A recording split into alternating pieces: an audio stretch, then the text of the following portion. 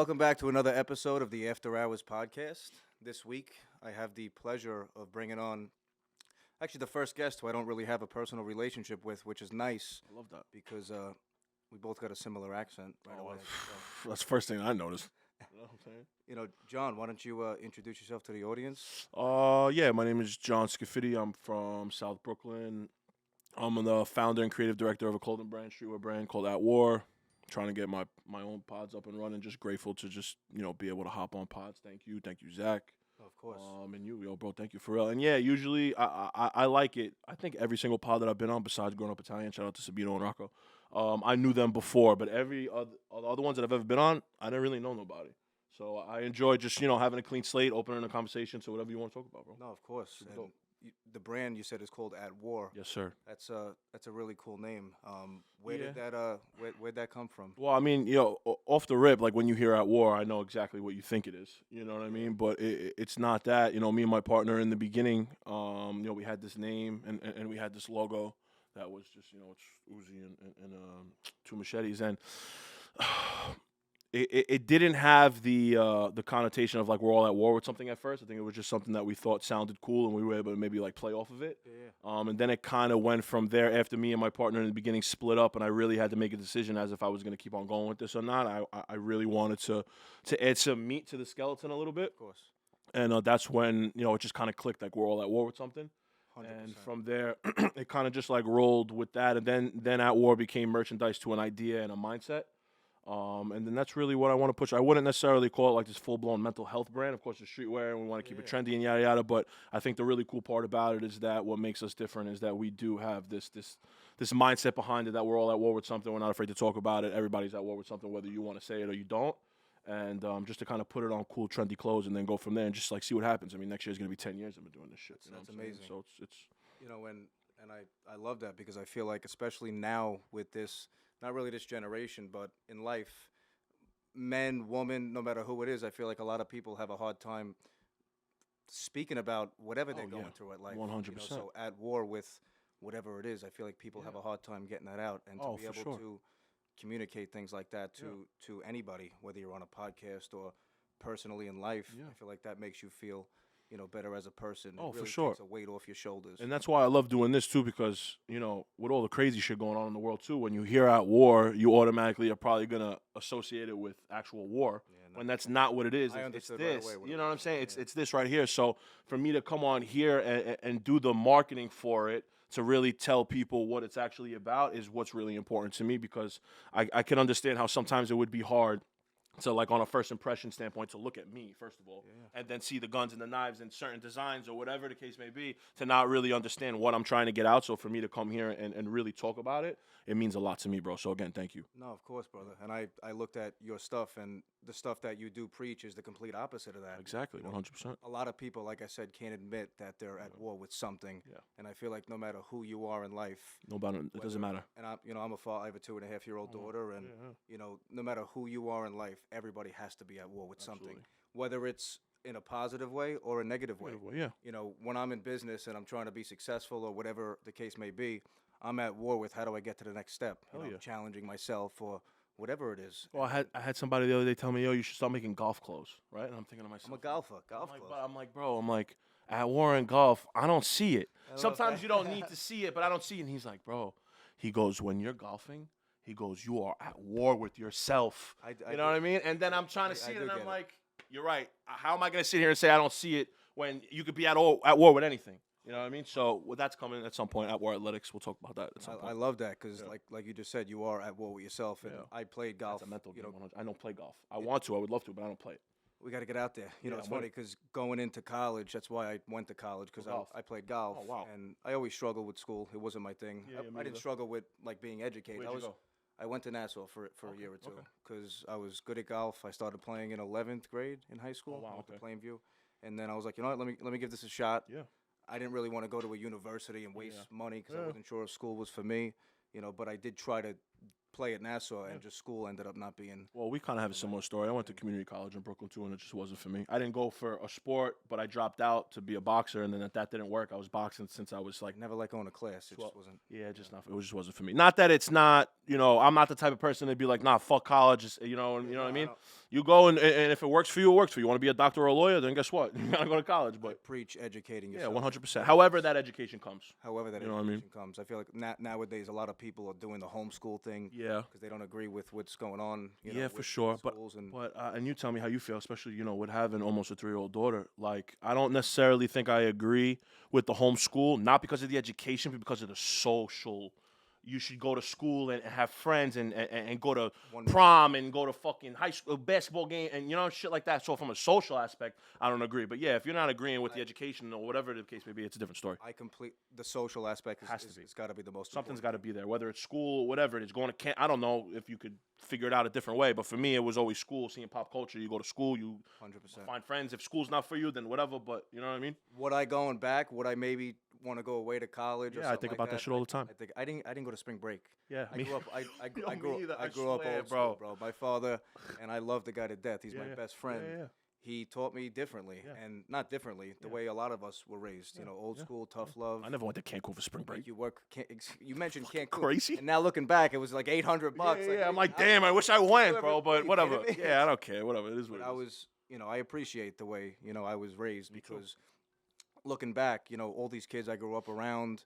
Some of them were handed everything. Yeah. Some of them went through their own struggles, but to be taught with tough love and to, earn yourself and to have to go out there and fight for what you believe in. Yeah, because if it's given to you, then you won't really know like what it takes to get it. Right. And I don't ever that's why I preach this all the time. I don't like this kind of growth. I like slow growth because you strengthen your legs as you're going up. So when you get there, you have this solid foundation. But if you just fucking giving everything and you got this skyrocketing career that was given to you and you don't know anything about how to get there, it's not going to scale. Within 2-3 years, you're going to fall off because you don't know what it's like to not have nothing. You know 100%. What I'm saying? And then that's a very bittersweet thing, of course, because in the moment, you don't want to feel the tough love in the moment. You don't see it. In retrospect, you see it. Exactly. But it's just something that we could pass down to our kids, hopefully, one day. 100%. And like Zach said on his podcast once, overnight success happened 10, 15, 20 years ago. 100%. If you don't put the work in and keep doing what you need to do every single day to get what you want to be eventually, somebody's going to fly right by you. It's not scalable. Like this gentleman I had on my last podcast, Asaph, said,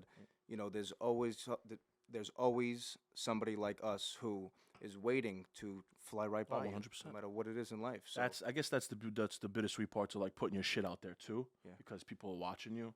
And, not everybody's watching from a love perspective. They're watching from a fuck you perspective. They want to beat you out, especially people that come from the same place as you that aren't able to get to where you're at, wherever that is. I saw your last video about sitting at somebody's table. Yeah, man. And I love that because people bro. are afraid to speak like that, I feel like. And I agree with that. Bro, I've been building my own table for years, putting chairs around my own table for years. And I've even walked over to other people's table with a full-blown meal, put it down, and didn't eat it.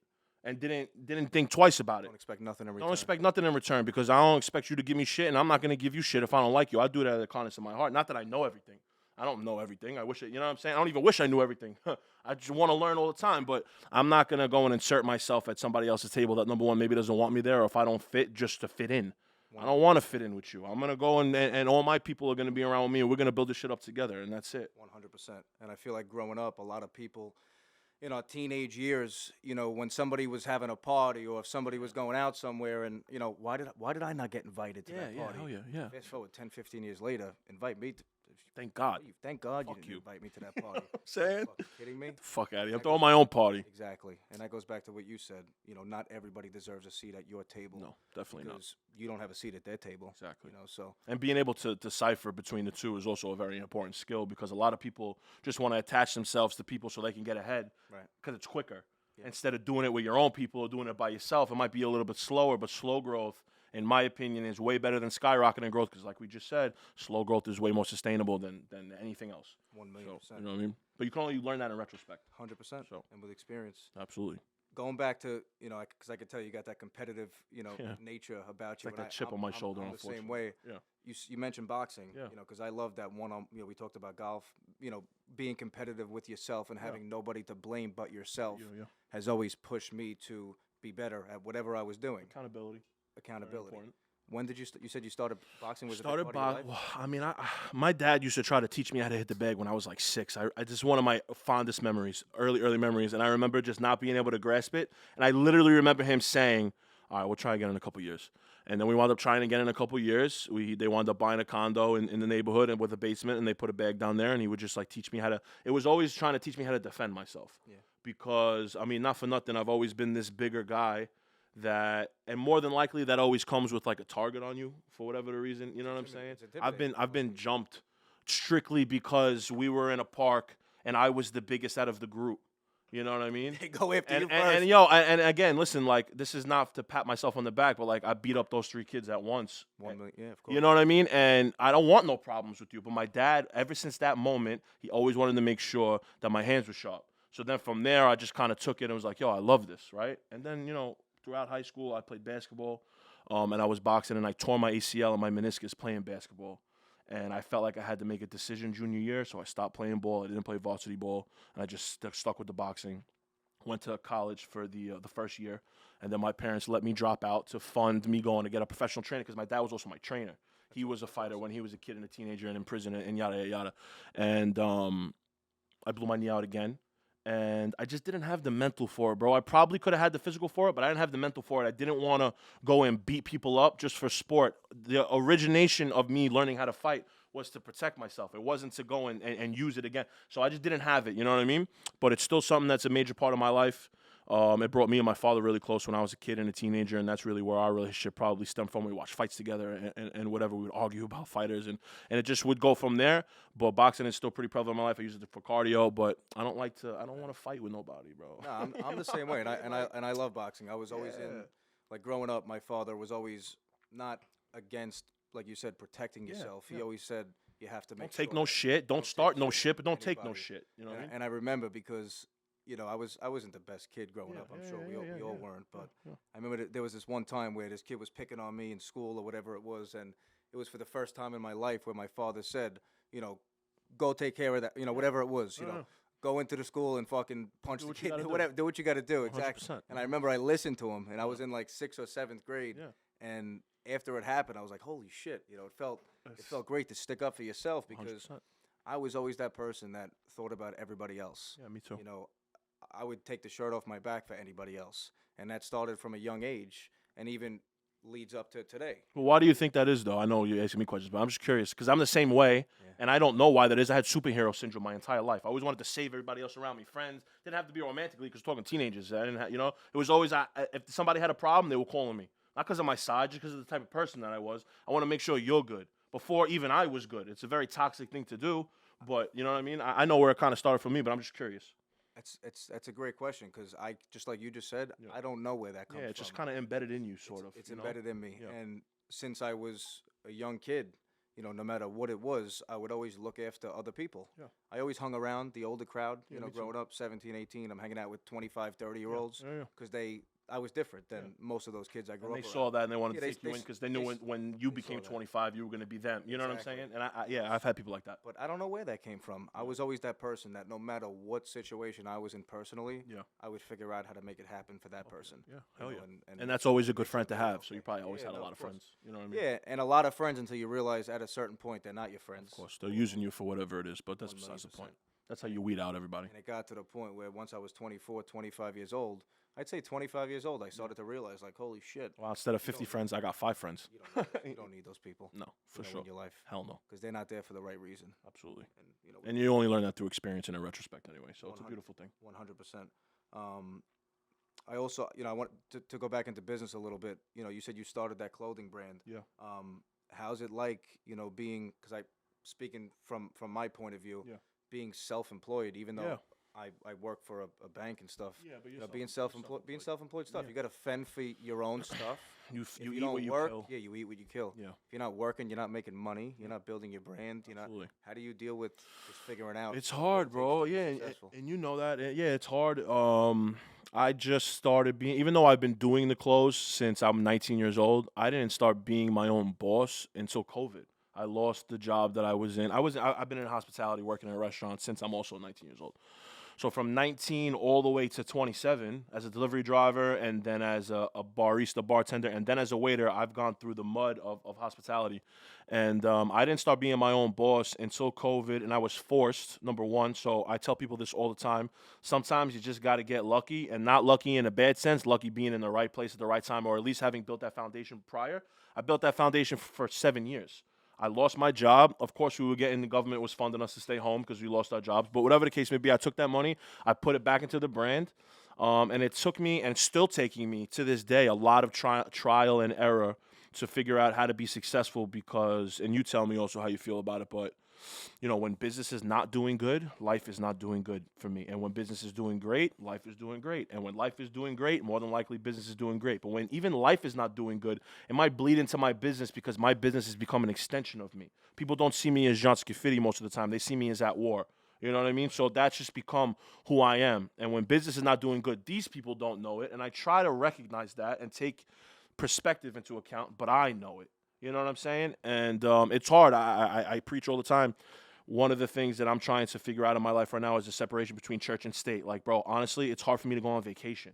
It's hard for me to go sit on a beach for 4 days and not work because I'm scared that I'm not doing enough and somebody else with the brand is doing more, or they're going to forget about me if I don't post for 4 days or whatever the case may be. And I'm really just trying to learn how to live in the moment. And I'm sure you can relate with that, especially being in the business that you're in. You know, and it's hard, bro. But I don't have all the answers. I'm still in the midst of figuring that shit out, you know? My best friend Giovanni on our last podcast, you know, he had a clip where he said, I can't do anything right now, whether it's go on a vacation. Forget right now. I can't go on a vacation. I can't, even if it's going out to dinner, unless I know my business is successful.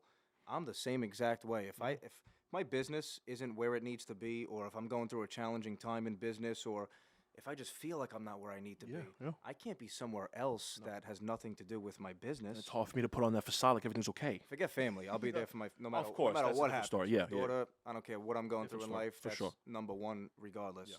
But when it comes to doing anything else that life has to offer, like a vacation or doing something with your boys. Even go anything that's like recreational. If my head's not clear when it comes to business. For sure. My head's not going to be clear anywhere else. Yeah, and that's not a bad thing. That's a great quality to have because this fucking generation, no one has that quality. No. A lot of people don't have those They're qualities. like fly by the seat kind of people, and that's definitely not for me. It's no way. They don't know what they want, and it's sad because people don't realize you need those old school qualities. You know, work hard, do whatever you need to do to make sure it works, no matter what the situation is, and make it happen. And people just nowadays they throw the towel in, they give up. They almost right away. Bro, I've been doing this for 10 years. This shit didn't start to make any money until 8 years in. Exactly. You know what I mean? Like this is what I try to tell people all the time. This shit is not going to happen overnight, and if it does, you don't want that. Believe me, you don't want it to happen overnight. It's not. That's definitely not something. That's definitely the wrong way to look at it. So, and I also think it's our upbringing. You know, old school Italian parents doing the best that they could, but not giving you everything. You know what I mean? My parents, I grew up middle class, bro. That's not rich and that's not poor. That's just here's $100 a week to go to school, make it last, brother. You know what I'm saying? Like that's it. You know what I mean? You want a car, bro? For my 18th birthday, bro, my dad woke me up. He said, "Yo, happy birthday." I said, "Thanks." He gave me the keys to his car. He's like, "I got a new car." I'm like, "All right, cool." Gave me the keys to his car. He's like, "Oh yeah, by the way, it's $100 a week." People would never. You know what I'm saying? People would never believe if I say that, but I remember sitting at Nassau Community College in the parking lot in my Jeep Wrangler and my gas tank being below empty and my car not starting. Who am I calling to borrow $5 to put in my gas tank? Yeah. This is 10 years ago. You know, and no matter what the situation really was in life, and maybe that's not the worst problem that people. No, of course not. No, of course not. Saying, but you just put it in perspective from where you were at. Like I can't move out of this. I can't. Couldn't even leave the parking lot. You know what I'm saying? Yeah, for sure. I can't even imagine that now. Yeah, but everybody's at war with something. Whatever the level of it is a completely different conversation. But everybody battles and deals with something. That's the whole point. You know what I'm saying? So. And listen, that's why being an entrepreneur, building a brand, not easy. At war, know, it's definitely not easy. I love that name. I keep thank you. I appreciate it.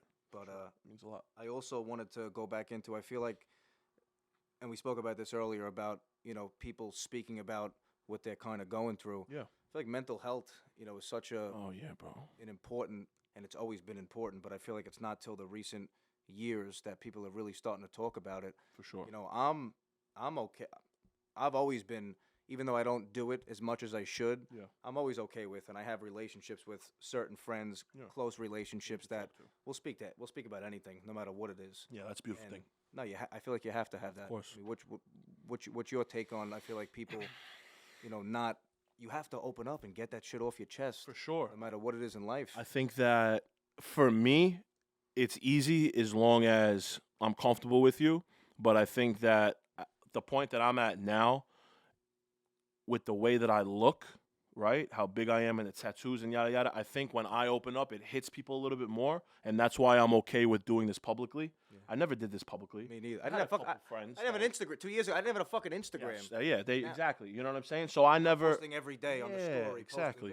It's different. And just to be vulnerable and transparent, like on social media like that, I start to look at it like I don't want people to think that I'm begging for sympathy, because I'm not. I'm looking for people to tell their story through mine. You know what I mean? I want you to know that it's okay, because you would never look at somebody me with tattoos on his head to go and like cry over some emotional shit. Yeah. You know what I mean? And I feel like that is what really sparks that for me, because again, you're right. Mental health was never highlighted forever. I feel like it's a very new thing, and I would love to be one of the people. I don't have the craziest following. Hopefully one day I do, so I could do this and millions of people could see it and make sure that it's okay as a man, as a woman too, but they've always obviously been more emotional. So I'm more obviously geared towards men. Any type of man. You don't have to look like this. It doesn't matter. I had somebody comment one day, he's like, yeah, bro, but I'm 5'8" and skinny, and I don't have the tattoos. It's harder for me. And I said to myself, bro, you make it harder for you. You're not even that. Like, yes, you're making it harder for yourself, but like, look at it from, that's one end of the spectrum. Now look at my spectrum. Like, you don't think it's hard for me? People don't expect me to be like this. Women don't expect me to be like this. You meet me in a club and have a drink with me for 20 minutes, and I'm obviously not getting vulnerable with you, but if 2 months go by and now you start to realize that I'm an open person, you might not have expected that. You know what I mean? And again, you also do need to have friends. I got my three best friends that I grown up with. Stuff. There's a few that you have to have those people around you to talk to. Just because I do this like this, I didn't always do this like this, but I always had people that I could talk to. And you always have to have people. Yes, 100%. And that's the most important part. I don't really care too much about me. I don't care about what men think, that they have to be this crazy alpha, that they look at me and they're like, oh, look, he's a beta. I don't care, because I know that I'm not. I know that I could turn that alpha switch right on whenever the fuck I want. 100%. It doesn't matter. So to be able to separate between the two and also do this so other people can understand that it's okay to be like this, it's so important to me, bro. And that's really where At War started to mean even more to me than it did in the beginning. In the beginning, it was my outlet to show people that I'm hurting, right? But now it's my outlet to not only show people that I'm hurting or I've been hurt, but for them to be like, oh, it's okay for me to feel like this. Yeah. You know what I mean? And that's why I hope to grow as big as I possibly can, only because, not for me, for others. You know what I mean? 100%. And I guess maybe that's a superhero syndrome that I dealt with when I was a kid, and now it's a different type of superhero syndrome, but I do think that the universe works in mysterious ways. 100%. So, was there, before we get off the topic of the At War, because I know we just went back into that a little bit, was there something, like when you came up with that name, was there something that, not going to say you were at war with it, but was there something that you could say that, you were at war with?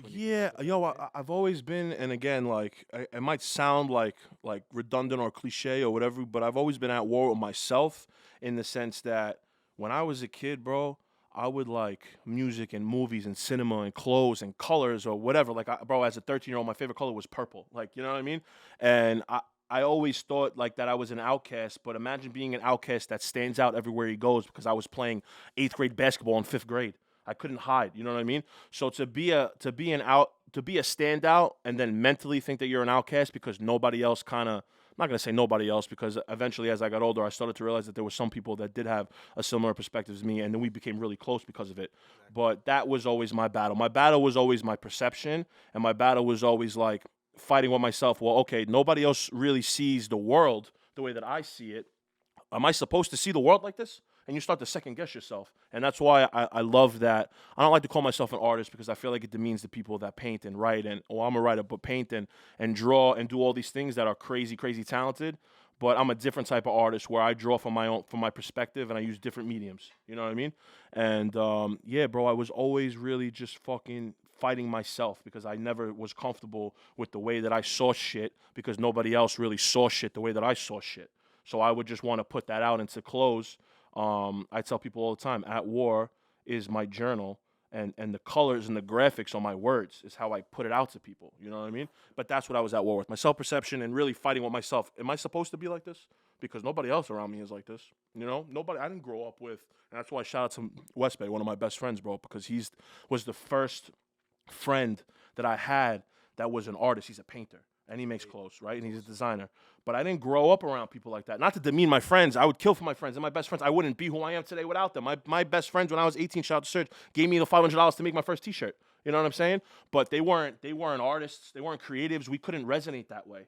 And I just felt like an outcast, bro, and a standout at the same motherfucking time. And it was one of the roughest things. Still deal with it today. It's not. I still deal with that today.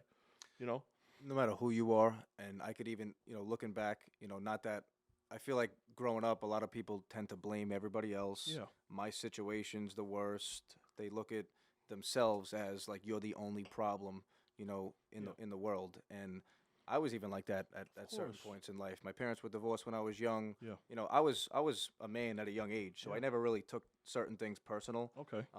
I always learned early. Yeah. Yeah, I always believed that everything probably happens for a reason. Yeah. So, and now fast forward 25 years later, as a man, you realize that life's not easy. No, of course. People make decisions. And everybody goes through a this reason, and people go through these things no matter what it is. Absolutely. But I always, even growing up, you would blame everybody else for your problems, and somebody's got a worse problem than victim this mentality. person. Yeah, that victim mentality.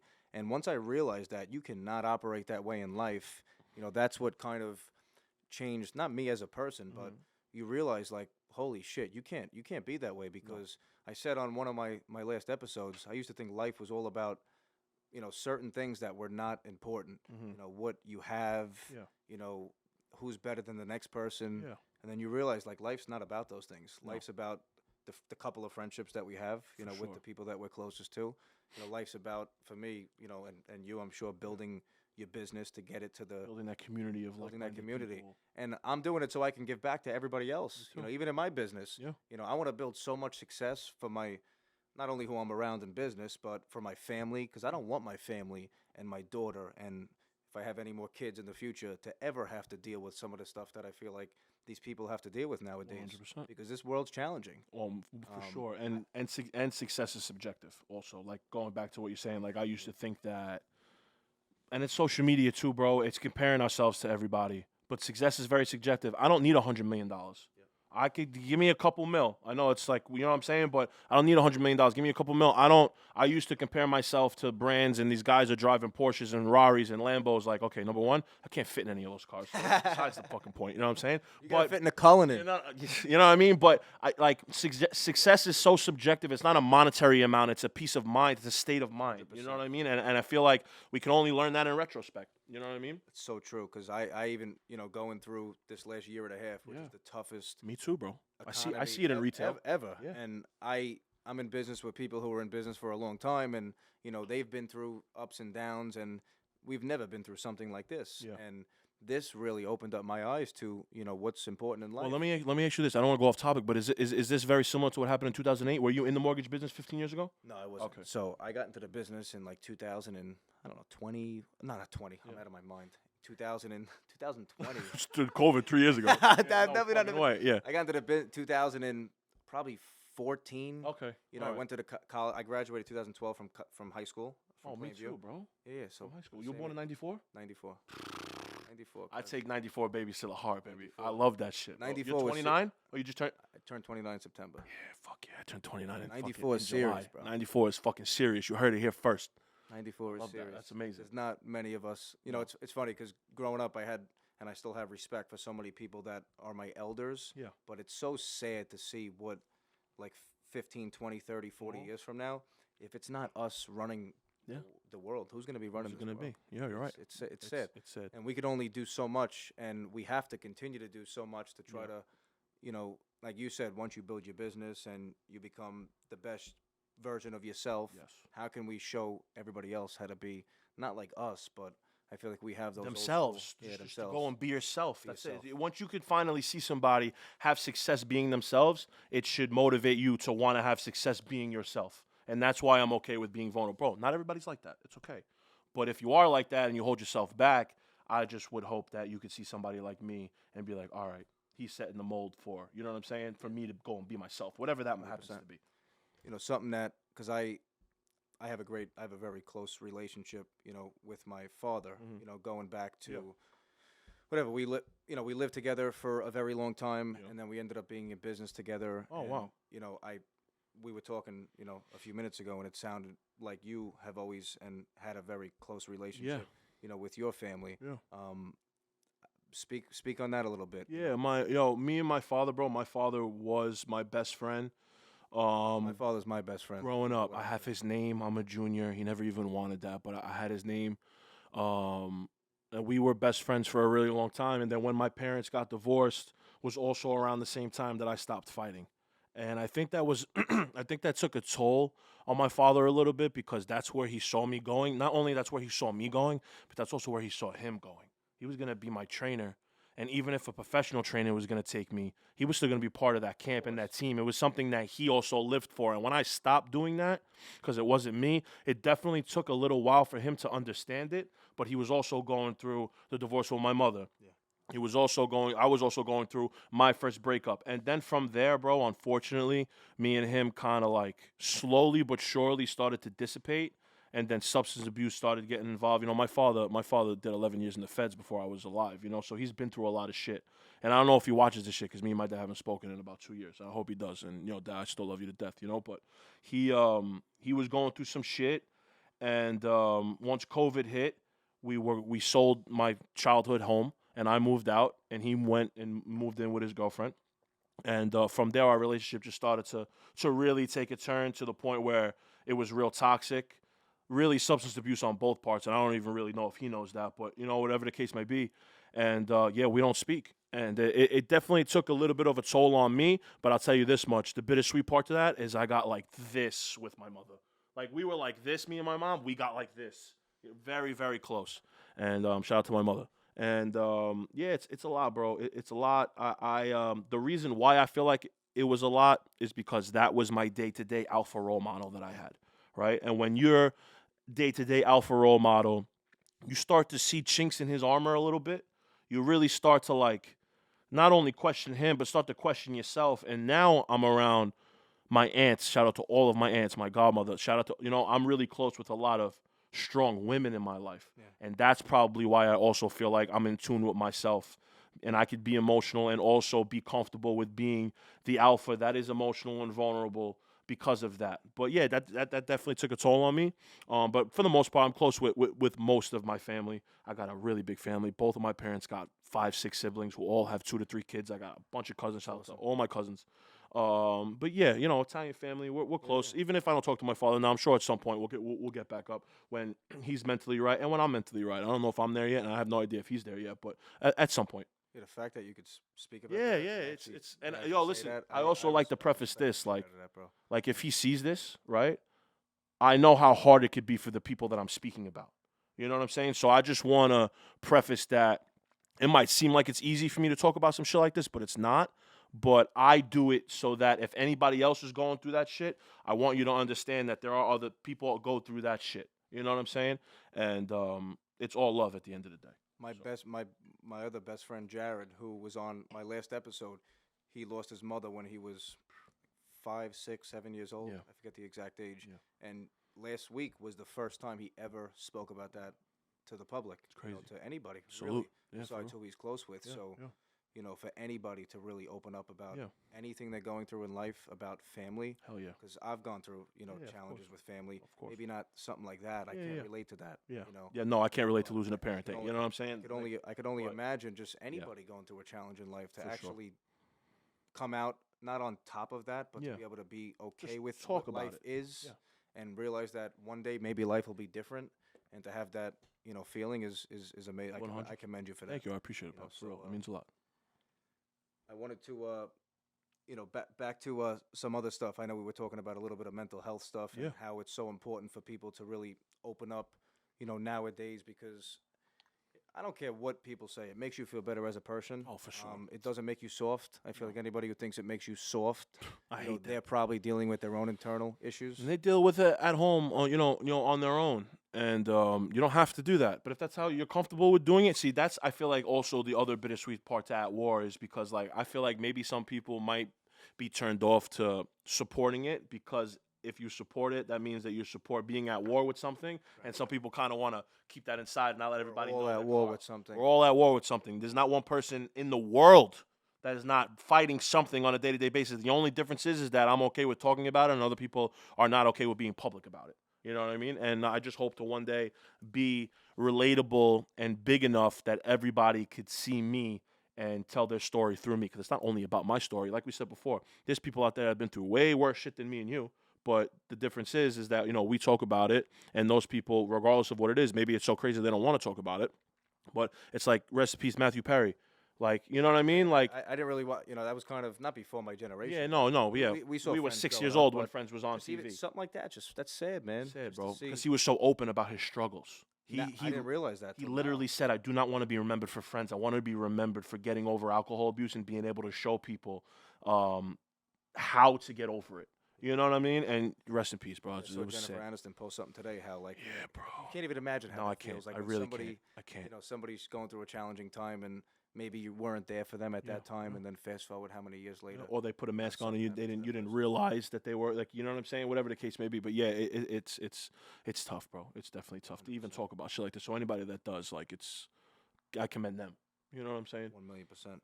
Yo, I'll tell you. Well, we could do that, but I'll tell you one thing that I've wanted to say because I was watching The Sopranos. You seen The Sopranos? The Sopranos. It's my favorite. So listen, that's my favorite show. At the end of The Sopranos, remember when Johnny Sack is in jail? And his daughter's about to get married. Yep. And the feds finally allow him to go to his daughter's wedding. And at the end of the wedding, she's leaving the wedding, and she's getting in the limo with her new husband, and Johnny Sack just starts to cry, right? And it was that fucking moment that the entire family disowned him. And I hated it so much watching that shit because it set this precedent that men aren't allowed to be. Bro, my man's in prison for the rest of his life. He's never going to get a chance to see his daughter like that again. And he's crying. And they're all, like, demeaning him for it. You know what I mean? And I hate it, and it just kind of goes back to men being emotional and, like, I guess what masculinity actually is and shit. You know what I'm saying? Because I think that's one of the most masculine things that he could have ever fucking done was cry in front of everybody like that. And they don't look at it like that. You know what I mean? What are your views on masculinity? I feel like nowadays, I know we've been talking about this, but I feel like, and I'm okay. I'm okay. It's not being a tough guy. I feel like people that act like that tough guy, that they're not. That say it's not okay to talk about that, or it's not okay to feel that way, or why you act. It's not. That's a facade, bro. That's a facade. They're going through something. They're dealing with their own shit, bro. Masculinity is not about, like, I saw somebody say, I don't have the direct quote. It's like, but instead of being a nice guy, be a good guy, right? And I feel like that's a perfect umbrella statement for what masculinity is, because you could be an open and honest and vulnerable, emotional alpha male, because I feel like that takes a lot of strength, and it's way weaker to keep that shit in than to let it out. And I feel like that's a part of what being masculine is. Being masculine is about being a leader. Being masculine is about being a provider, about being a protector, about taking care of the people that are around you. It's not about keeping your emotions so nobody else sees it. It's about showing your emotions so other people do see it, so they know that it's okay to feel like that. Make them feel comfortable. Make them feel wanted. Make them feel like important. You know what I mean? That's what being masculine is to me. And that's what I love about this stuff, because I feel like people that do go through those struggles of where they feel like they need to hold something in, they don't want to get things out. It's sad. People, not like just us, but there's other people that have started to do stuff like this that once they realize, like, all right, this person's okay with that, that helps people. Oh, for sure. I see it a lot now. That's why I love this, because I feel like it does give back to people, maybe not monetarily, which at some point I would love to. I would love to do that too. Yeah, for sure. We got to make it ourselves first before we can give it to other people, but at least we could give this to people. You know what I'm saying? At least we could make people feel okay with themselves and be all right with feeling the way that you feel and not having to feel embarrassed about it. Because I feel like social media and even the media, anything to do with being online, had such a negative impact on people's lives over the last so many years. Even relationships, bro. It's social media is, bro. Social media? Social media is the reason why a lot of relationships fail, in my opinion. It has to be. Because what you're doing, right, in a sense, is comparing yourself to people who are only putting out the good. Correct. Okay, not everybody is bro. I remember one time somebody came up and bro, we're talking about like 2016, 2015, where I am still working in a restaurant and somebody's coming up to me and saying it looks like your relationship is all fine and dandy and we broke up 6 months after that. You know what I mean? So you're really like comparing yourself to people that are not putting the negative stuff out there. I'm not saying that you need to be this gloomy person on social media. I'm just saying to be yourself and be vulnerable and transparent. Listen, the grass is not greener on the other side. The grass is greener where you water it. I don't care if it's a cliche. Cliches are cliches because they're true. You know what I mean? And I feel like social media has really, really fucked up this generation to the point where, like, I'll tell you this, bro. The next relationship that I get in, I will not be following her on social media. It's so crazy. I will not be following her on social media, bro. Any of them. TikTok, Instagram, if you still use Meta, Facebook, X, or Twitter, or whatever the fuck we're calling it. I thought I was crazy. I never followed my... I'm not following you on social media, okay? And don't follow me because you know what? Sometimes I play around on there too. You know what I mean? Sometimes I play around on there too, but it doesn't make me, you know what I mean? And yeah, I'm telling you, bro, I don't know who that's going to be whenever the fuck that happens. And I'm sure maybe you're not going to understand it. But you know what? I feel like that's really the way to go. I use social media for business and to banter back and forth with people and put out this persona for people that, like, of who I am, of course, but of course I still play around there on sometimes, like, whatever, you know what I mean? I'll go on TikTok and make a funny voiceover about some stupid shit. I don't want you to take that a certain way. I'm just playing around. But you might start a fight over that, or I might see something or what you're wearing and I'm not in the mood at the time and I might get annoyed about it. There ain't no reason to get annoyed about some shit like that. If you're mine, you're mine. I'm yours, and it doesn't really fucking matter. So I would tell you that if I had any advice for anybody that's dealing with some fucking relationship shit, don't follow that person on social media. See it. Just work. It might take like a week for you to get used to it. You might still go creep. I'm not saying block. I'm just saying you might still go creep, but eventually you're just going to live in the moment with that person. You know what I mean? Yeah, I feel like if you're in a healthy relationship, you know, why do you even need... You don't, bro. Unless I'm looking at your following count. You're looking at who I'm following. I'm not following that girl because I want to fuck her. I'm following her because I don't know why. You know what I'm saying? Like, it doesn't matter, bro. So you are 1,000,000% right. Yeah, bro. Going back years ago, I have like flashbacks to conversations with certain people, just with certain, 10, 15 years ago, growing up, being a teenager, and you realize like those things aren't important. No, I haven't looked at someone's following. Yeah, exactly. I catch myself doing that, and now I realize I'm like, bro, it's so stupid. It's just like because we didn't grow. Of course, being both being born in '94, and it's great that we could like have this conversation and be on the same timeline because my first phone was a Virgin Mobile prepaid phone in 2005. 7th grade Christmas. You know what I'm saying? I had a flip phone under my Christmas tree. I'm like, why is that? What's ringing under my tree? My phone was parents in a put box. my shit was in my stocking and it's ringing. I'm like, what the fuck is that? They go in your stocking and it's a prepaid phone with a certain amount of minutes on it, and they're like, you're only using it to call me. I just want to make sure you're all right. You know what I mean? And then we moved into the Sidekick era. In the Sidekick era, we had AOL Instant Messenger, and that's really where, like, that's not social media, but that's where communication really started. Like, you could communicate with anybody from your pocket, like texting. And then it went to BlackBerry and BBM. And again, that was just strictly communication. But then that's when Instagram and Twitter and all this started to come about. And slowly but surely, everything became accessible. And when everything becomes accessible, everything becomes saturated. 100%. Okay? That's like, how many podcasts are there now? You know what I'm saying? How many clothing brands, bro? And I feel like a lot of people, with the clothing brands. How many brands, clothing brands there are now? And I don't hate it. I love it. But they're everywhere. So now it's like, I like to use this analogy, right? When Michael Jackson was around and you went to go see him in concert, there were people fainting because you never ever got the chance to see him, right? Now, I could go see Drake on YouTube. I don't need to go see him in person, right? So it kind of saturates. It doesn't saturate the talent because, in my opinion, because now I feel like actually you need to be more talented to separate the oil and the water, to separate themselves, right? But back then, there wasn't even enough people to separate talent. It was like if you got to that point, you were talented. Michael Jackson's the most talented person, you know what I'm saying? Prince, like whatever the case may be. Nowadays, everything is so saturated that it's hard to weed out who's who and who's not. The only way to do that, I guess, is by being super fucking talented.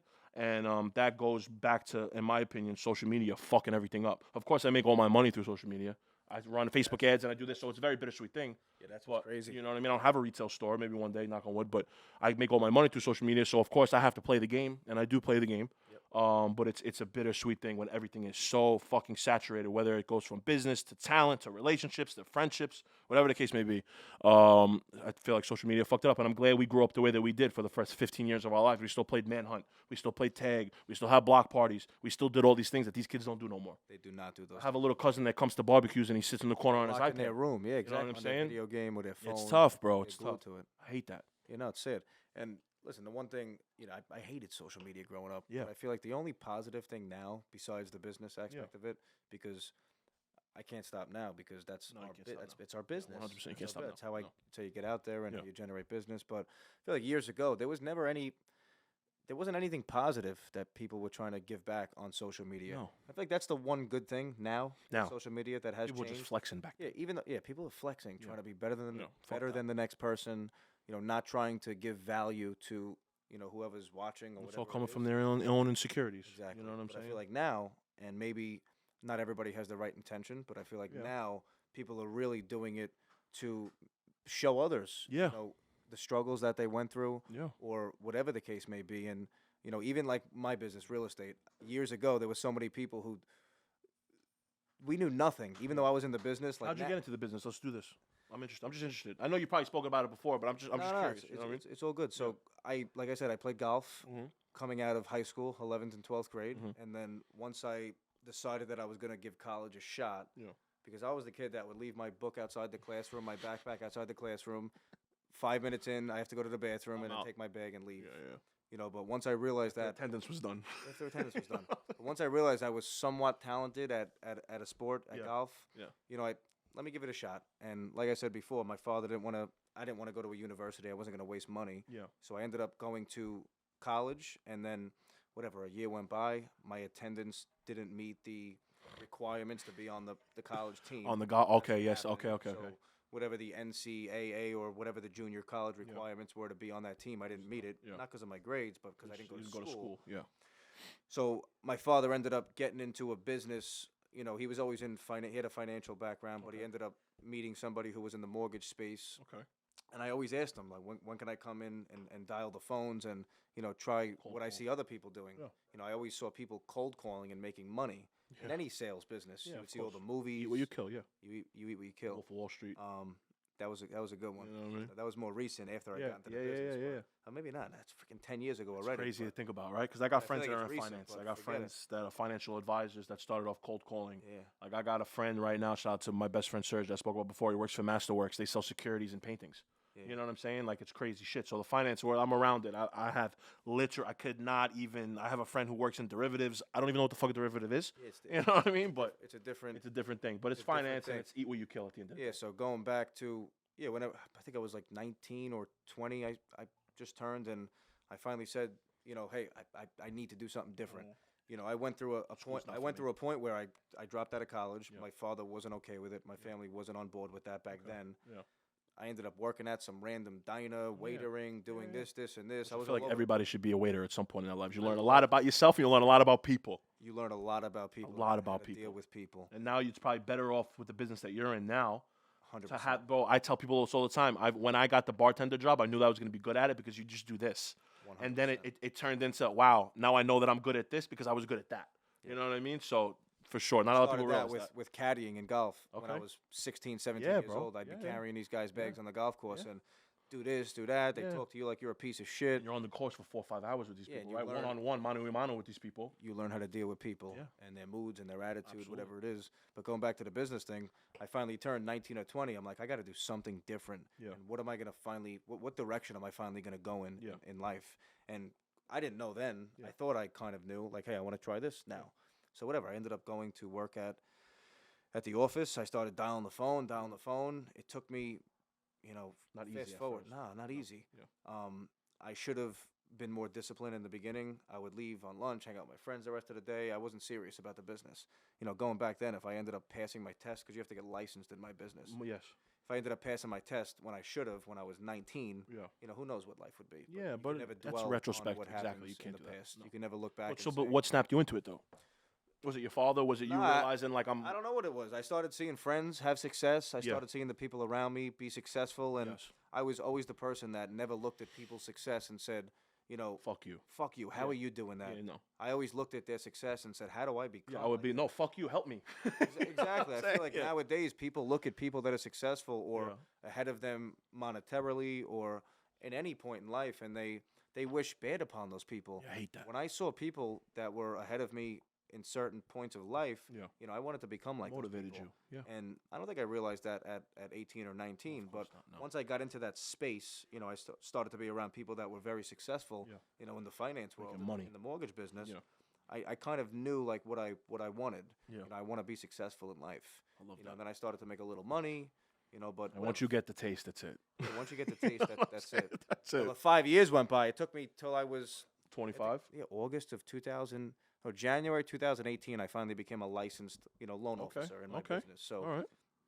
it took me a few years to finally. Oh, we have a real, almost a real parallel story, because like I was with that war in 2014. I didn't make an LLC until January 2019. So you're 2018, I'm 2019. Around the same times in our lives is when we really started to say, oh shit. Because I grew up around kids that graduated from high school. I grew up around kids that had careers at 20. My best friends, I used to compare myself all the time to them. Not in a negative way, in a way where like, oh shit.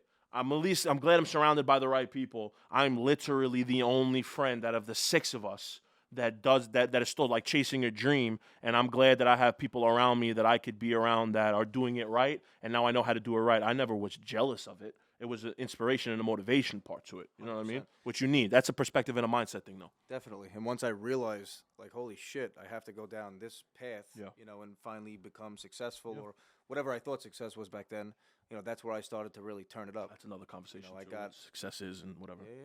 Yeah. I got licensed in 2018. Okay. Started to make a little bit of money. I always made money doing what I was doing, but not as much as you could once you have a license in my business. Now you go out there, you build your brand, you meet with people. Yes. It's your business. You eat out a lot, right? Kill. It's a lot. It is a lot, and not everybody's okay with that lifestyle. Yeah. And I feel like people sometimes get into my business or in any sales environment, and they think it's going to be easy. No. Not that any job is easy, because no job is easy if you put your all. But you're working past that 5:30. You know what I'm saying? You're going out at dinner at 8 p.m. with 10 clients to make. You know what I'm saying? So there's times where you think you're going home at 6, 7 o'clock at night, where you get a phone call. Now I'm out to dinner, till 2, 3 o'clock in the morning. And the bill's on you. It was always that way. You know what I mean? So I've learned in my older age, getting older, that if you're not around people that stick their hand in their pocket, that's another thing. People shouldn't be at your table. No, for sure. Me and my friends, we fight for the bill all the time. You have to. You know what I mean? Yeah, 100%. Surround yourself with the right people and moving forward from there. And that's a talent, bro. Not for nothing. Like, you should be able to weed out. Thank God the 4 best friends that I have from 15 years old just so happens to be the most genuine and stand-up dudes that I would kill for, and vice versa. But if it's not, I know that that's hard, and I, of course, had people around that are not around anymore because of, you know what I'm saying? But, I don't know. You want it? We could do that? I could ask you that? Yeah, you can ask me whatever the fuck you want, because I'm all right, so, obviously, I just met you, and you said that you have and I have baby fever right now, by the way. I'm single, but I'm having baby fever. Baby fever? I'm having baby fever. My cousin just had a baby. She's 3 years old, and she's the fucking light of my life, and I love her so much, bro. And, but you told me that you have a 2.5-year-old daughter. And tell me a little bit about that. How did that come about? Are you with the baby's mother? And what's that relationship like? So it's crazy, man. Going back, 2000 and May 25th, 2021, my daughter was born. Okay. And when I found out, like 8, 9 months before you find out you're having a baby, and I was in a relationship. Okay. Was engaged. Okay. COVID happened. It was a crazy time. Yeah. We found out we were having our daughter, Gianna, who we have now, who's the most amazing. Love that name. Light in the world. Fuck yeah. I'm not the easiest person to deal with in life. I'm the first to admit that. Yeah, me too. And had our baby, through a monster christening for my daughter. It was like a wedding. It was amazing. Brought my family old together. school Italian shit. You know how my family was together in the same room for the first time in 25 years. It's a beautiful thing. My families were never together. Of course. There was never issues growing up, but mom side and dad side. Yeah, they were just separate. So it was nice to bring the families together for the first time in a long time. Yeah. Fast forward a year or two later, I'm not, with her mother. She's amazing. She's a great person. Okay. She has done every single thing that I could ever expect of a mother. To my daughter, beautiful especially. Thing. And I'll never say anything bad about somebody leaving a situation and doing it for the right reason. I feel like I feel like things like that are in your control. Yeah. I feel like especially at our age, we're not young, we're not old. When people go through a challenge or a separation or they have a kid and they're not together, it becomes a negative situation. Are you guys the same age, if you don't mind? She's a few years older than me. Okay. So I always believed in it. She's 32 or 33. Okay. Because I always believed in an age gap, but the opposite way around. I matured way slower than everybody else. So any woman that I've ever been with where it looked like it was going serious is younger than me. You know what I mean? So, yeah, that's the only reason why I asked that. But, yo, it's a very mature mindset for you to have still be okay with her also not being together and having a baby together. You have to be that way because, like I said, it could be the complete opposite. And I feel like that's what most people go through. Yeah. And luckily, I've been fortunate enough to make sure everything's always taken care of, and everybody's always on the same page with issues that most people typically go through. Yeah. But like I said, I wouldn't change anything, no matter whatever happens or has happened or continues to happen in life. Yeah. I wouldn't change anything. Everything happens for a reason. The best thing in the world. I love that. Everything happens for a reason. Absolutely. And as long as you make it right, I feel like it'll always be right. I feel like it starts with us. Yeah, it does. You're 1,000,000% right. Yeah, I love that. That's my intake on that whole thing. Yeah, I love that. I love that. Yeah, I mean, I've been through multiple relationships where I wasn't necessarily the right person for X, or she wasn't the right person for me, and to be able to recognize that and come into a situation within yourself where it's like, okay, I need to take a step back and clean my own slate and be happy with myself and find happiness within myself first before I find it in another person. You really need to be okay with who you are and then go and find somebody. And sometimes, again, having a baby will obviously maybe throw a monkey wrench into that, because if you're not ready to be in a relationship and then you're about to have one and you're like, oh, we'll try to make this work. I'm not saying that's what happened there, but just in general, what I'm saying? I've seen it happen before. And yeah, I'm thankful on my end that I've been able to kind of recognize the troubles, just learning to forgive myself for my past mistakes. Not that I've been a piece of shit. I've been good to a lot of women. A lot of women have been good to me.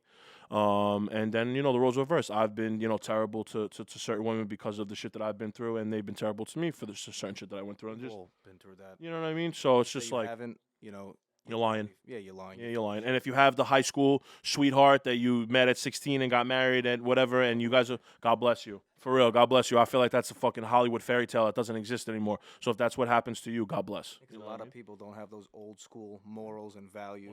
100%. But I also, you said your parents got divorced, when you were a kid. My parents got divorced when I was 20. Wow. And I can't even imagine, because I know people that have gone through that, that are going through that, even now in my family. And that's probably not worse or better, but that's different. That's different. 100%. I just never. I didn't know. Yeah. I didn't know. Yeah, because but I take it. Of course, in the moment it was rough because I also, me and my ex at the time had just broken up. Yeah. But I never wanted, bro, I'm on this thing right now, and well, not right now. Ever since that happened, if I ever get married to somebody, that's it.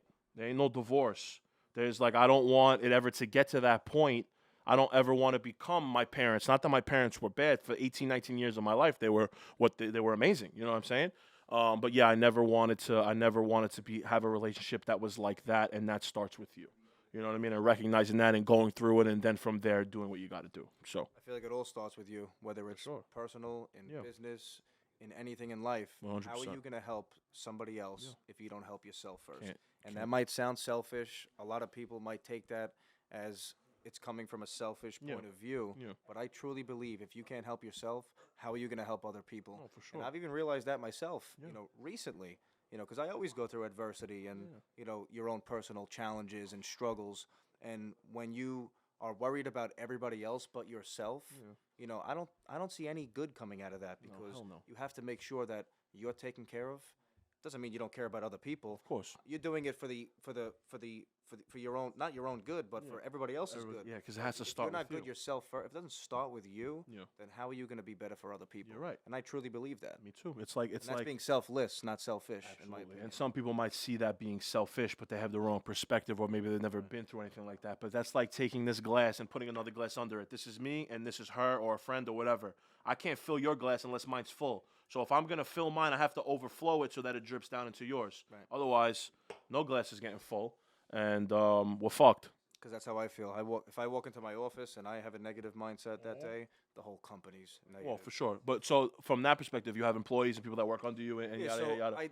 I built my own business as my own individual person for a couple of years, for the first 4 or 5 years. And then probably 2-3 years ago, I decided to start bringing in other guys and build up a team. And, it's been a challenge. Can't do it by yourself. Nah, you can't do it by yourself. No. And as much as it's been a challenging year, like I was going to say, a year or two, there's no better feeling than doing things with the people that you care about. Absolutely. You're always going to wean out the ones that don't work, but to be able to do things and come to work and be with people that you actually care about and love, as people, not just in business, there's nothing better than that. No, loving what you do and loving the people that you're around that have a similar mindset as you. Of course, like you said, you have to weed that out, and it's hard, but it's I learned that no one's going to be like you. That's the one thing I always wear my heart on my sleeve. Me too. And I take things personal. When I see take everything personal. When I see somebody letting themselves down, and I see it right in front of me, I take that personal because I want to help that person, right? Yeah. And when I try to give those people, not that I'm like the teacher. No, of course. Yeah. But I've done well enough in what I learned did some for a shit. few years. I learned kind of what I did, and I became good at it. Yeah. So when I try to show people a certain path or the right way to go about things in my business, not in your life, because I can't teach you your life. No, definitely not. I might be able to show you certain things that I've gone through, adversities, Hopefully you can learn challenges, from and it. hopefully we can all learn from each other. But when I see somebody letting themselves down, when they have the path and everything right in front of them, It's crazy that you take that personal. It's crazy that you say that because I have a shout out to another one of my best friends, Ozzy. He said this to me the other day. He was like, "Yo, you know what I hate about you?" And I said, "What do you hate about me?" And he said, "I see more potential in you than you see in you, and I hate it." And I thought to myself, "Wow, not only do we have responsibilities to ourselves to believe in ourselves and to push it forward, we also have a responsibility to the people around us that not only believe in us now, but probably believed in us when they had no reason to." Right. You know what I mean? So I resonate with everything that you're saying. I feel like it's crazy that we're even sitting here and that they were able to bring us together, both being born 94, both kind of having a very similar background, not going to college and going to college, and I dropped out of college 3 times, bro. You know what I'm saying? Literally, I tried to go back fucking 3 times and it didn't work. So I feel like I love this conversation. It was great. I learned I think about college a lot, man. a lot, bro. A lot. Because I don't have the business acumen that I would. Not acumen, because I tell people this. I've been running a business since 2019 and doing it legitimately since 2014 and doing it legitimately since 2019. Instead of paying for tuition, I paid for my mistakes. You know what I'm saying? I got a fucking diploma in business by running a business, not by going to school for it. But I'll tell you this. I don't know nothing about micro and macroeconomics. I don't know nothing about accounting. I learned all that shit on my own. I wish that I at least maybe paid attention and got my 2-year degree. Man, I don't need a 4-year, something. They should be teaching you how to run a business, Absolutely. how to manage profit and loss, how to manage know your nothing about expenses, that, bro. how to show know what I how mean? to invest your money. Yep. Why is there not a class like that in school? That's I the agree only. with you. I love education. Yeah. I believe you should always educate yourself. However, and it doesn't have to be continue university. It could to be however. educate yourself in every way possible. For sure. But why do they not teach the things that that people and us younger generation needs in life to go forward? It just makes no sense. No to me. sense, bro. That's what makes no sense. To Bro, I think about it all the time in the sense that when we first started at War, I was selling hats and T-shirts out of the trunk of my car. If it costs us $10 to make a T-shirt or a hat, and we sell that thing for $40, it will put in the $40 in our pocket, and we're going to spend the whole $40 on something else instead of realizing that we made It cost me 10. It cost me 10, and now it's $30. But what about the gas that it cost me to go drop it off, or what about the car payment that it took for me to you know what I'm saying? Just a bunch of other shit that I didn't learn until much later that I'm still learning today. Cost of goods this and taxes and accounting and whatever sales, whatever the case would be. You're 100% right.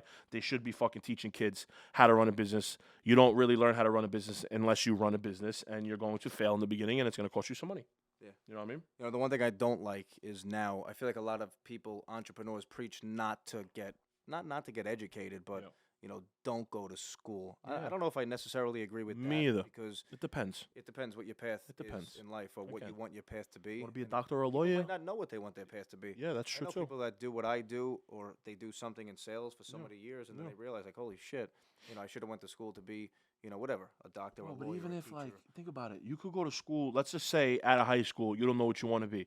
Let's say you take a year off. Not the biggest deal. If you don't go to school until you're 19, then you graduate at 23, you are still ahead of the bunch. But let's just say you're like, I don't know what I want to do, but fuck it. I'm going to go away to university for 4 years. So from 18 to 22, you're 22. Do you know how young you are at 22 years old? You have no fucking idea. I never imagined. You know what I'm saying? Looking back, I thought I was old. Bro, anybody telling me when I'm 22 years old that was my age now saying, yo, you're young, I would laugh at them. Crazy. Now I'm really laughing. You know what I'm saying? Like, holy shit, I'm about to be 30 next year, bro. Like, so yeah, 100%. You don't really realize what's going on when it's going on, and much later in retrospect is when you realize it, and that's a tough thing to understand too, bro. Because again, you can only understand it through experience. I feel like everything's about experience, of course, and especially in business. This was a great experience, my man. I don't want to cut us off. No, that was amazing. We're definitely doing this again. Oh, yeah, I would love to do it. Where'd he go? I know Jake's right there. Yo, we're going to do a 4-person motherfucker in this motherfucker. You understand? All right, when you guys get back. Nah, I appreciate you coming out today. Yo, I appreciate you, Pop. Thank you.